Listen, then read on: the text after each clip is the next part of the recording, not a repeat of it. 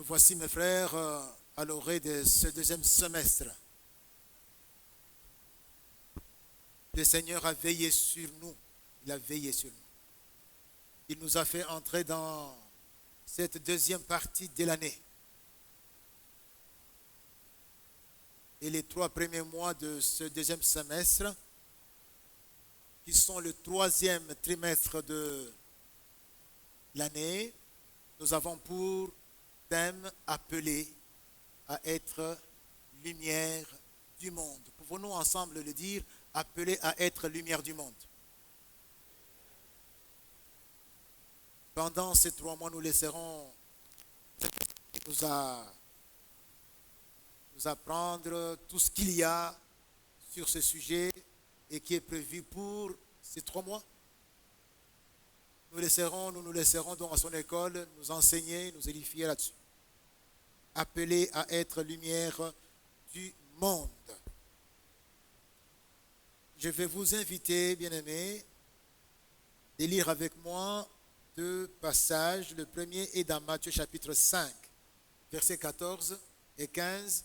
Et le deuxième est dans Jean chapitre 8. Je vais vous demander donc qu'on lise ensemble. Si vous voulez, vous vous mettrez debout pour que nous lisions.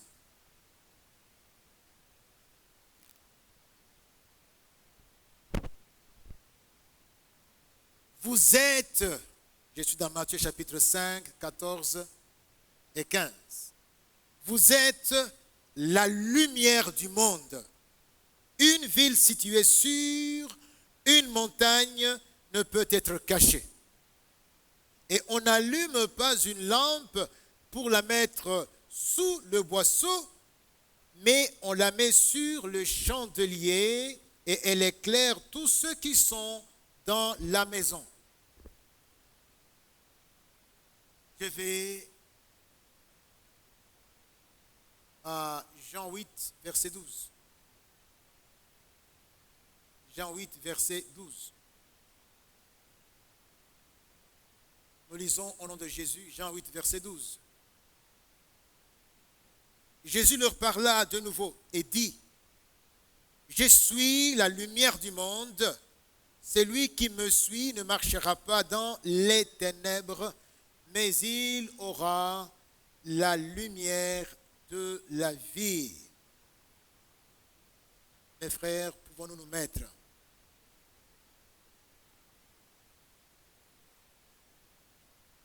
Merci Seigneur de nous donner ce que tu nous as préparé et nous le recevons avec empressement.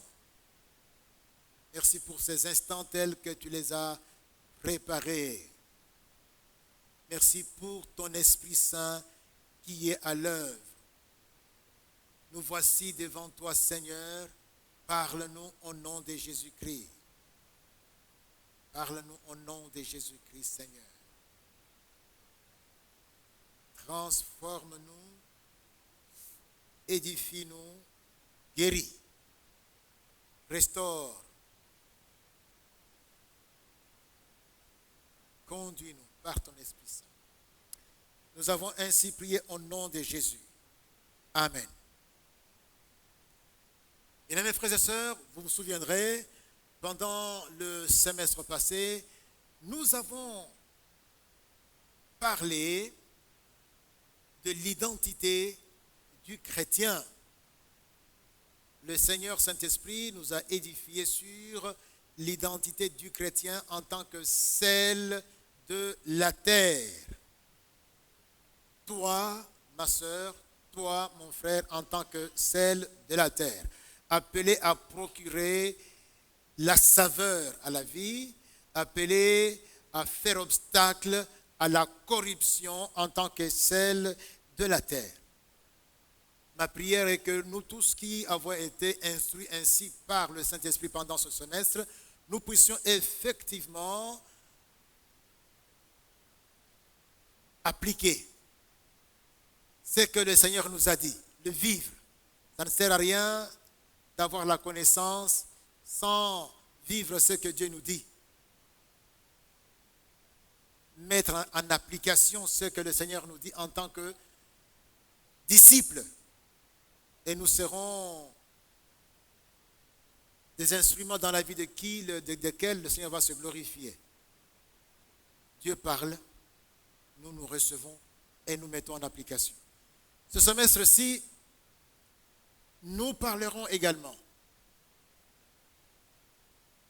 de l'identité du chrétien. Le Seigneur continue à nous parler sur l'identité du chrétien.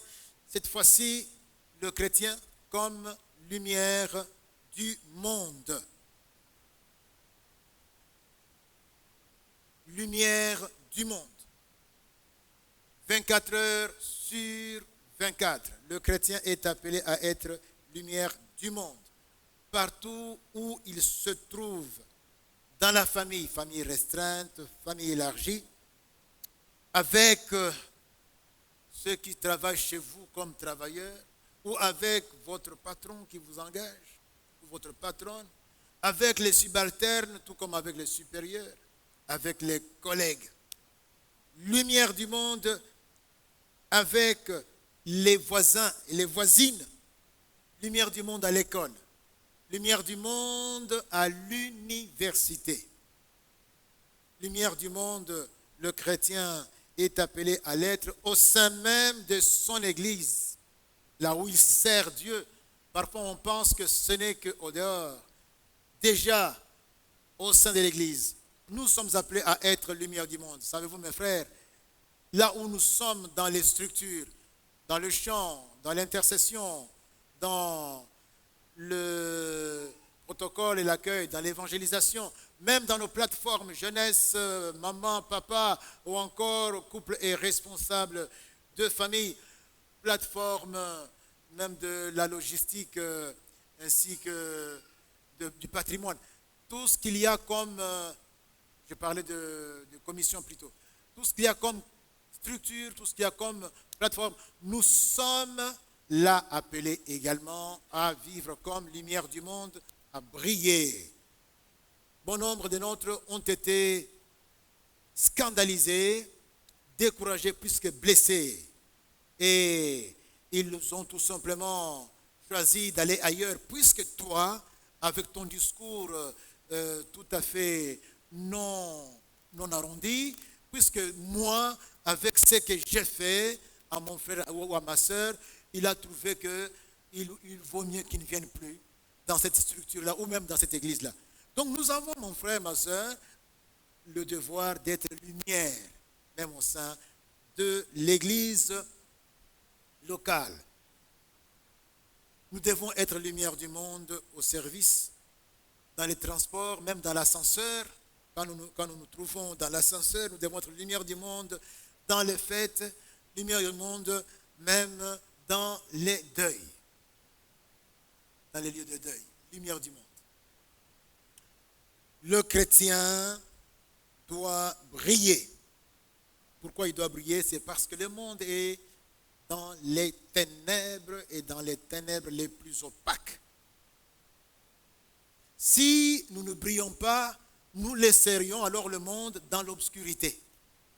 Ce n'est pas comme ça que Dieu veut que le monde soit. Parlons des ténèbres. Vous savez, mes frères, les ténèbres sont dues au fait du péché en Éden. Si vous lisez le chapitre 3 de Genèse, vous verrez comment les ténèbres sont entrées.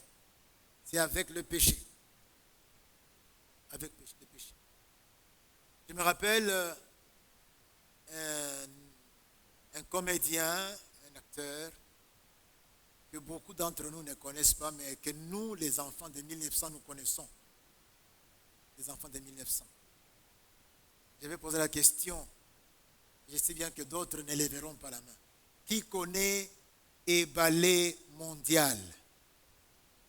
Levez la main. Vanessa, Ballet Mondial. Oh.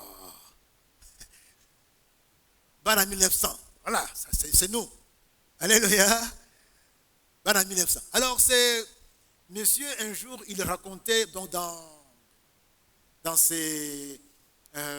l'une de ses comédies, il y avait là un théâtre. Alors, il parlait de lui comme PDG. Il disait, bon, sachez qu'il y a PDG et PDG.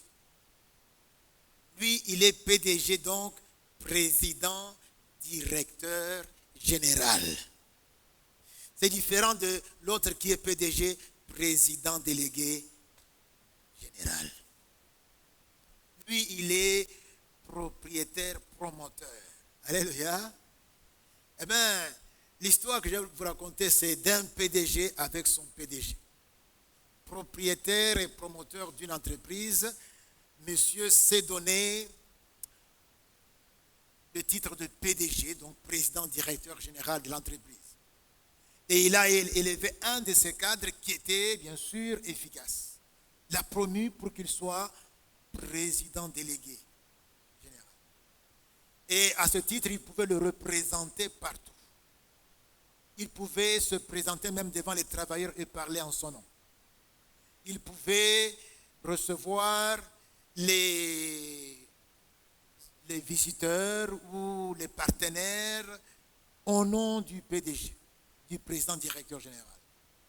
Seulement avec le temps, malheureusement, il a commencé à se prendre la tête et à se conduire comme président directeur général. Il commençait même à manquer des égards au PDG, président directeur général, et en présence des tiers. Ce qui a conduit le promoteur, donc le propriétaire, de lui faire quelques remarques pour le recadrer. Ce qui malheureusement n'a pas porté de fruits, et il a continué. Cela a conduit le directeur général, donc le PDG, de le virer. Et comme il l'a viré, lui qui avait déjà beaucoup de biens et beaucoup aussi d'économies, il a continué le train de vie. Il est sorti de la maison que louait la société. Il a trouvé une autre maison dans le même quartier qui coûtait autant et il a continué à louer. Après ça, il avait le même train de vie. Seulement, comme l'argent ou tout ce qu'on a n'est pas éternel, ça finit par ne plus être là. Et un jour, il s'est retrouvé avec peu d'argent. Il devait quitter la maison qu'il louait. Avec peu d'argent, il était obligé maintenant à vivoter. Donc, il s'est retrouvé en difficulté. Pourquoi je raconte cette histoire? Parce qu'elle ressemble à ce qui nous est arrivé.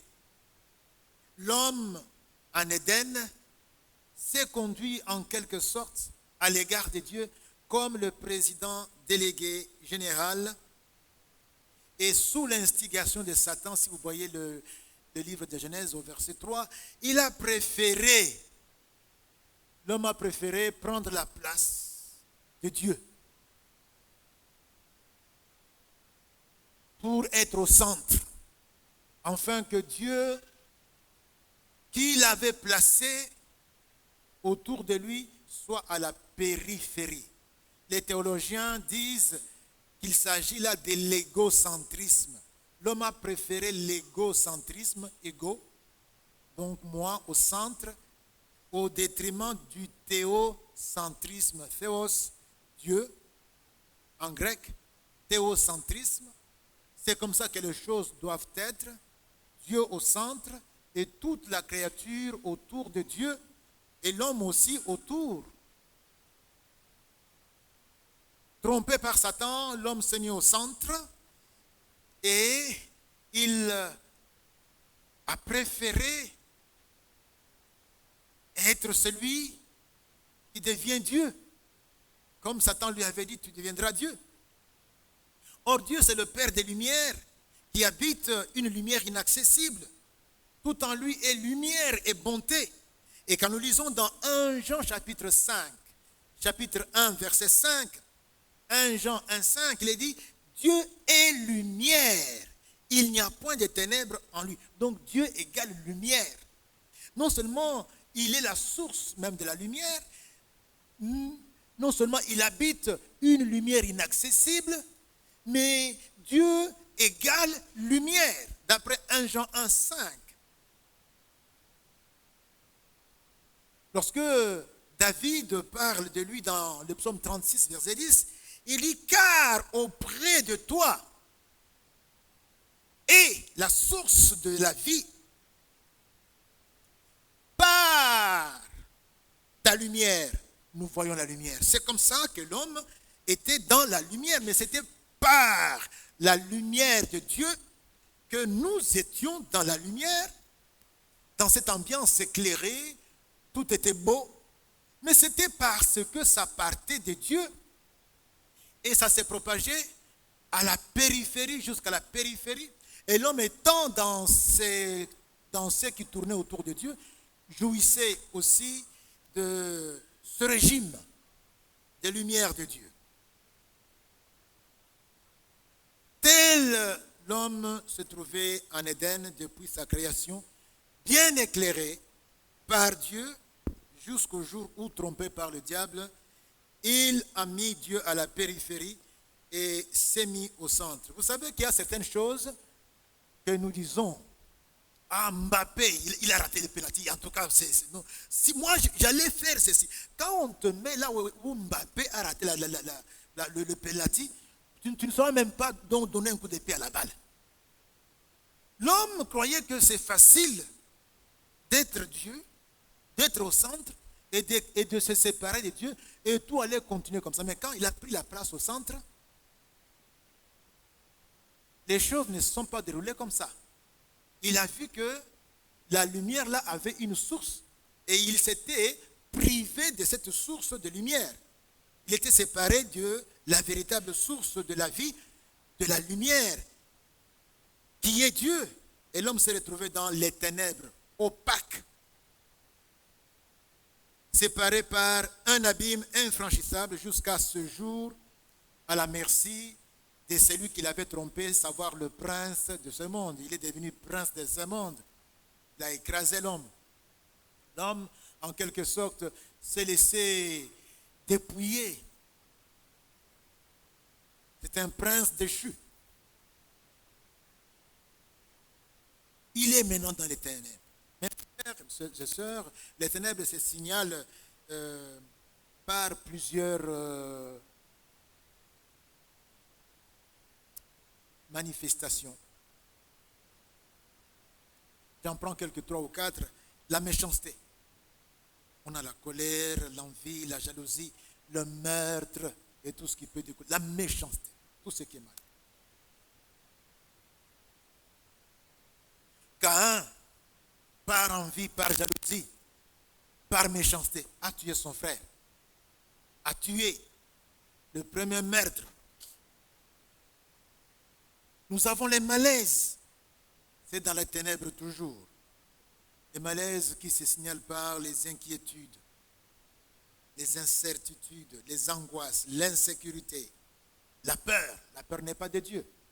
C'est pourquoi il nous est interdit d'avoir peur, nous qui sommes enfants de Dieu.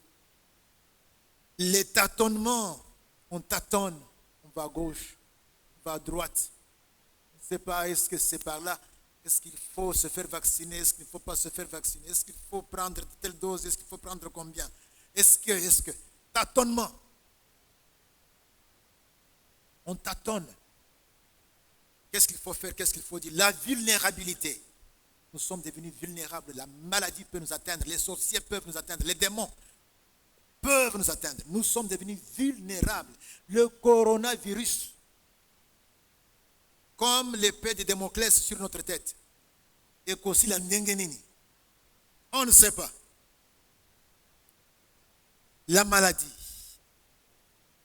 et les maladies même déclarées incurables. On est dans la confusion. Vous savez, il est dit que l'homme alla se cacher parce qu'il était nu. Donc c'est invulnérable, il a peur, il est incertain, il est caché, il ne peut pas apparaître. Toujours dans Genèse 3, la méchanceté, le malaise, mais aussi l'ignorance.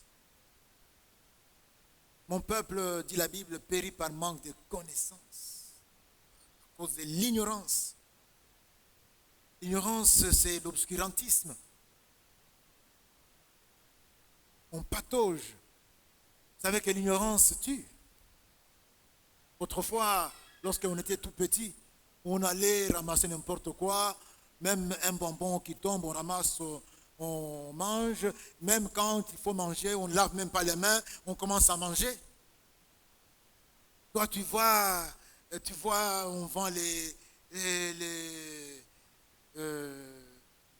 brochettes là, comment ça s'appelle encore, les camondés là. On les vend, bon, c'est exposé là, la poussière. Et puis moi, je vous dis, vous les hommes qui aimez manger comme ça, zéla, c'est quoi ça? Bon, les histoires, zélo, on n'a même pas couvert ça. Et quand tu manges ça, quand tu as déjà avalé, ça va poser des problèmes. L'ignorance. Tu te retrouves avec des microbes, avec des vers. L'ignorance tue. Regardez comment nous sommes maintenant avec des précautions qu'on n'avait pas autrefois. Mais quand on ignorait ça, on s'exposait. On s'exposait. L'ignorance. L'obscurantisme, c'est l'ignorance. L'ignorance fait qu'on est dans l'errance, dans la déviation, dans la perdition. On se perd. Romains 3, 23 dit, tous ont péché et sont privés de la gloire de Dieu. Tous ont péché. Tous ont dévié. Tous ont manqué le but. Ils se retrouvent dans la déviation. Et le Seigneur Jésus dit dans Jean 12, 35, celui qui marche dans les ténèbres ne sait où il va. Ne sait pas. Il ignore. Est-ce qu'il avance? Est-ce qu'il recule? Est-ce qu'il tourne en rond? Est-ce qu'il va vers l'abîme? Est-ce que ce qu'il dit va lui procurer des avantages ou bien va lui attirer des flèches enflammées de la part des uns et des autres? Il ne sait pas. Les ténèbres, c'est aussi la désobéissance, où nous voyons la rébellion, le déni même de Dieu, la corruption, l'avilissement. L'homme devient avili. L'homme s'avilit même au rang de bête. Et pire, descend même au-dessous des bêtes. Vous ne trouverez pas une bête mâle aller vers une bête mâle. Ce sera toujours, en tout cas, hétérosexuel chez les bêtes. Mais vous trouvez ici des hommes sont là en costume dans les hémicycles des parlements avec des parlements européens. Ils sont en train de défendre des choses que les bêtes même ne peuvent même pas, s'ils avaient à parler, soutenir. Défendre sans gêne. Mes amis, la Bible dit ceci dans Romains chapitre 1, versets 22 à 21. Je ne lirai pas tout, mais quelques versets au moins au sujet des hommes. Les hommes se vantent d'être sages, mais ils sont devenus fous. Ils sont comme ça, vous les voyez en cravate, vous les voyez en costume. Ce sont des koulounas spirituels. Des koulounas spirituels. Des koulounas.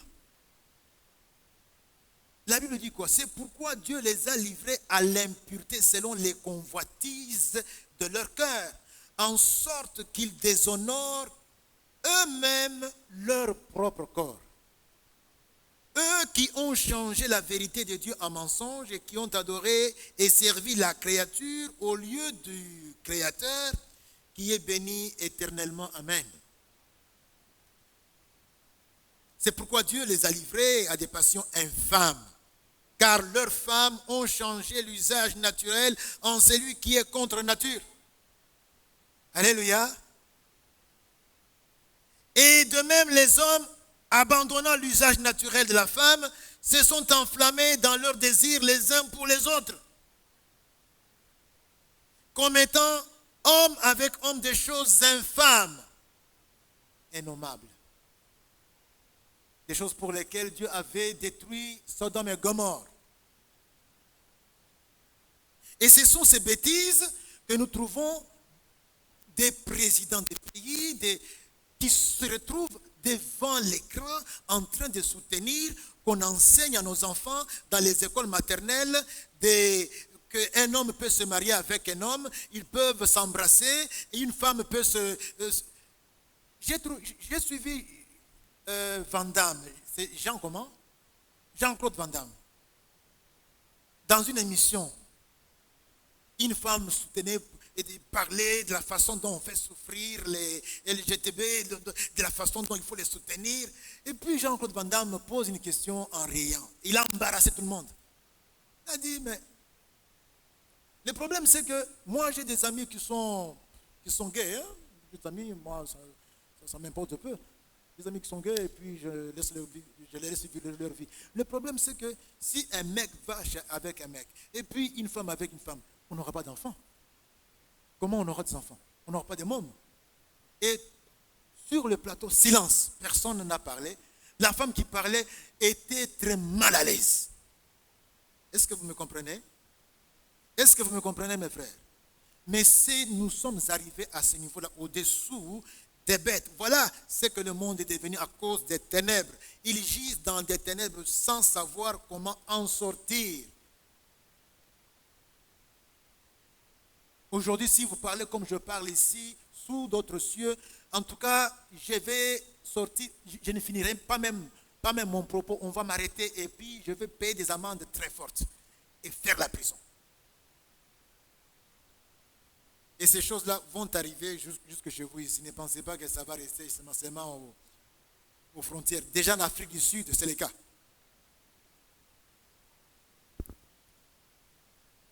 C'est pourquoi Jésus-Christ vient avec la mission de rétablir les choses. Comment cela? En éclairant le monde. Jésus-Christ est la lumière du monde. Et la lumière du monde. La Bible affirme dans 1 Jean chapitre 3, verset 8, la partie B, le Fils de Dieu apparut afin de détruire les œuvres du diable. Donc toutes les œuvres du diable là, le Fils apparut pour les détruire. Ce sont les œuvres du diable qui ont enténébré le monde. Toutes les œuvres du diable ne font qu'enfoncer le monde dans les ténèbres. Et pour mieux s'y prendre, il faut s'attaquer à la cause. Quelle est la cause? L'homme devait accepter de quitter la place centrale qui revenait et qui revient à Dieu et accepter de retourner à la périphérie. C'est ce que Jésus vient, il nous convainc.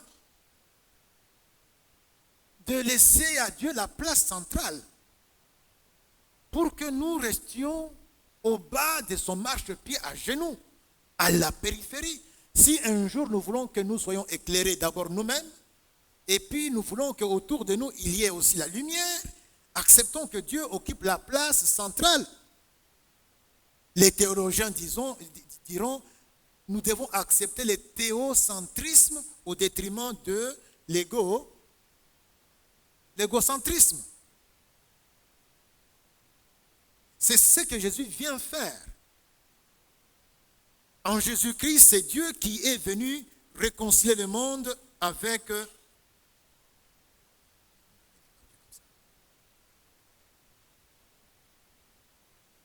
En Jésus-Christ, c'est Dieu qui est venu se réconcilier le monde avec lui-même. Accueillir Jésus, mes frères, c'est recevoir Dieu qui est lumière et source de lumière. Donc quand tu accueilles Jésus là, c'est Dieu qui en Jésus se réconcilie avec toi. C'est Dieu qui en Jésus est reçu par toi. Quelqu'un dit Amen?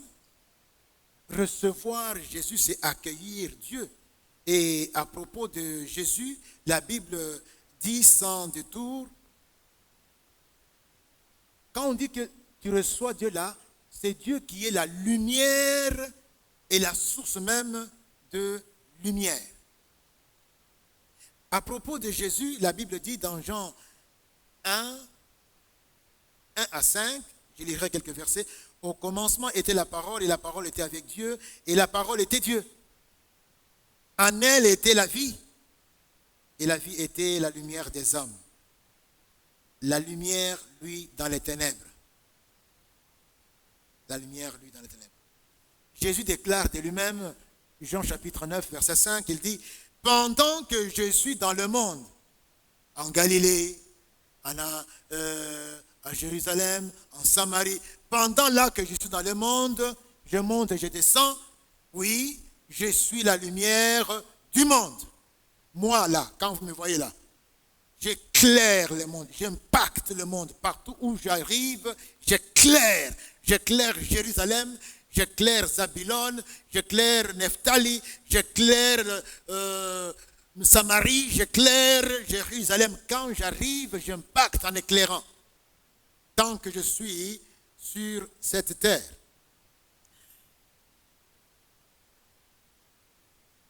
À l'instar de Jésus, quelle est ta mission? Ta mission, c'est devenir lumière du monde. Devenir lumière du monde. Donc voilà la mission que tu as. Et ta mission là va de pair avec ton identité en Jésus-Christ. Et je laisse d'ailleurs Jésus-Christ te rappeler cette identité.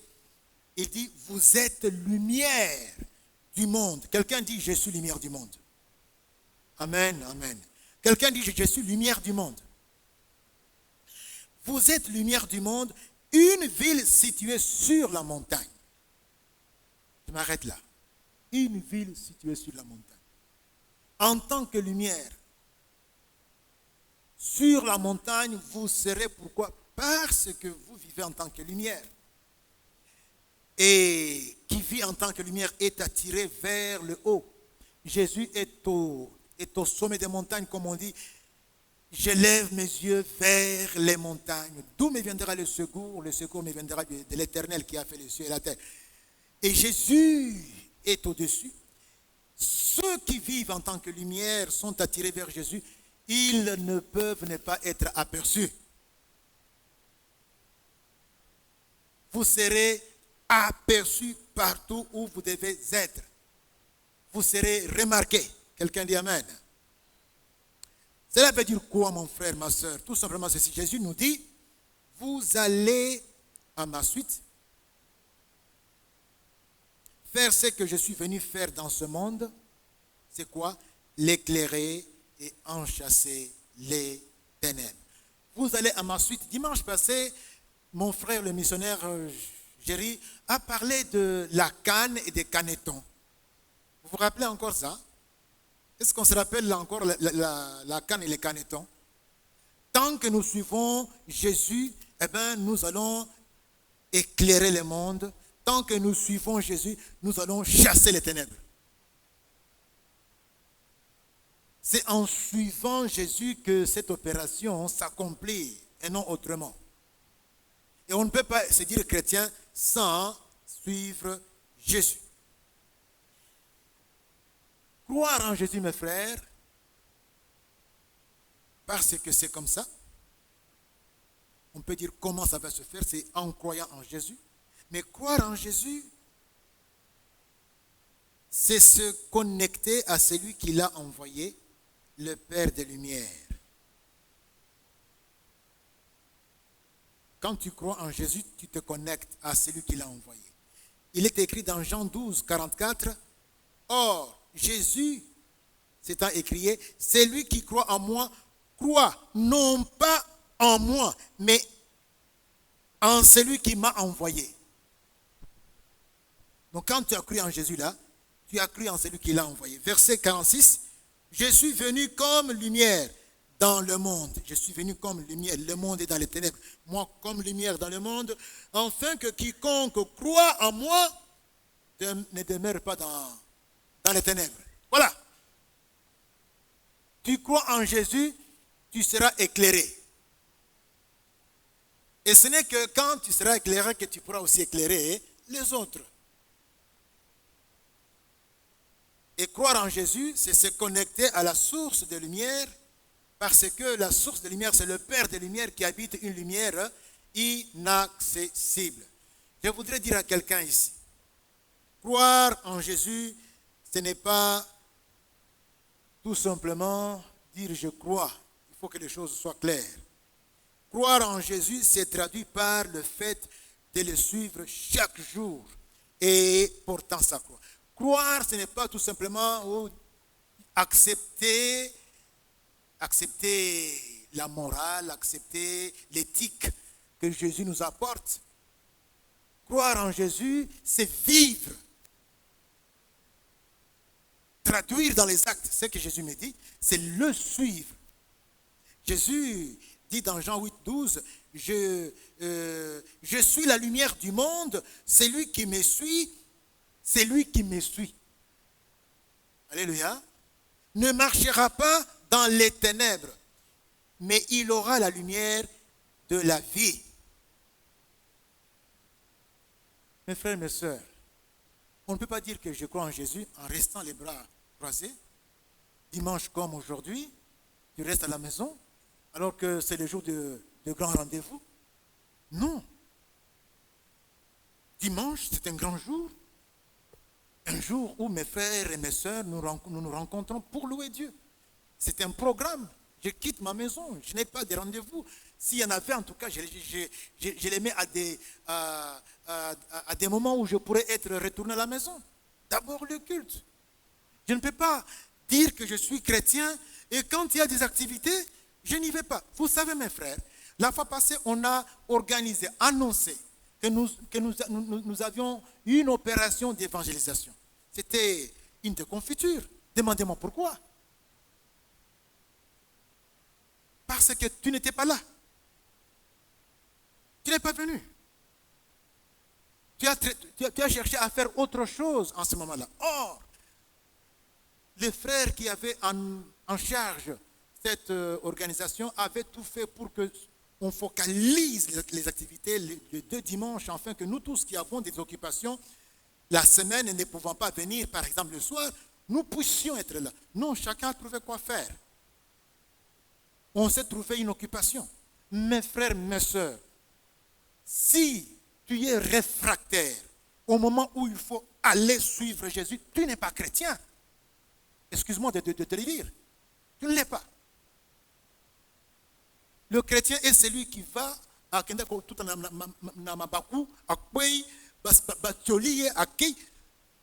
au commencement, en tout cas, c'est le moment où on découvre la puissance de Dieu quand on doit aller évangéliser. Quand on ne sait encore rien. Je vous partage un témoignage. Je suis encore au début de ma marche chrétienne. Nous sommes à Salongo. On nous largue pour aller évangéliser. Et on va là tremblant de maison en maison. Et quand on arrive, entre parenthèses, c'est en évangélisant que j'ai trouvé mon épouse ici. Ça, c'est fermé.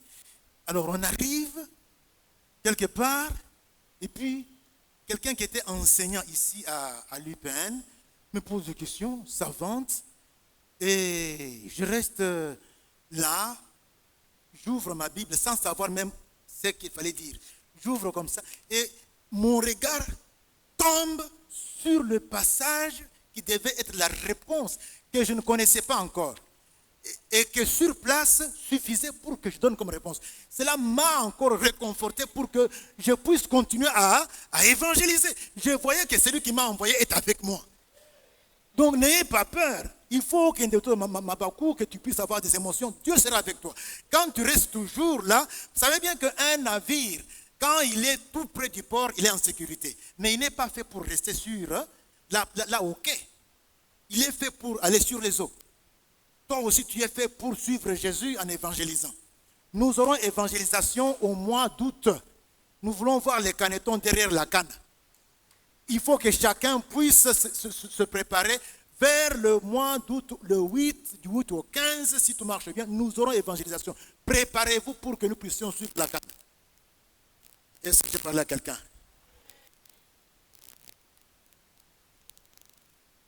Alléluia. Le chrétien suit Jésus et tout celui qui suit Jésus devient un produit remarquable. Tu seras un produit remarquable. Tu impacteras inévitablement le monde autour de toi et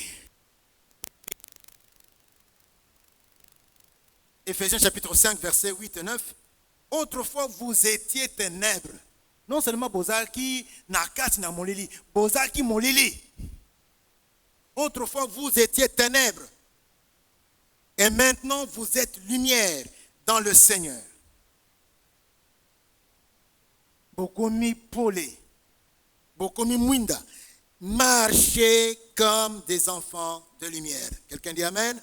Car le fruit de la lumière, mes frères, consiste en toutes sortes de bonté, de justice et de vérité. La Bible n'est pas un mystère pour nous parler de notre identité et de notre mission.